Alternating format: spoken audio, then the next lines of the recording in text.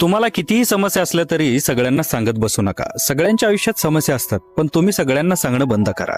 कारण राजा कधीच आपल्या समस्या सगळ्यांना सांगत बसत नाही. कारण लोक लाचार आणि दीनदुबळ्या माणसांना कधीच किंमत देत नाहीत. तुम्ही किती कमवता हे तुम्ही कधीच स्वतःहून सांगू नका.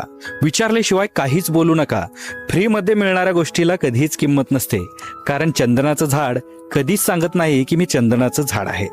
तसंच आपण न बोलता खूप काही बोलू शकतो आणि न बोलता त्या गोष्टीचा खूप प्रभाव देखील पडतो. जास्त वेळ प्रत्येकाला देत बसू नका. तुमची किंमत स्वतःहून कमी करून घेऊ नका. तुम्ही पाहिले असेल, मोठे मोठे सेलिब्रिटी आणि राजकारणी लोक प्रोग्राममध्ये उशिरा येतात, सगळ्यांचं लक्ष वेधून घेतात आणि लगेच निघून जातात.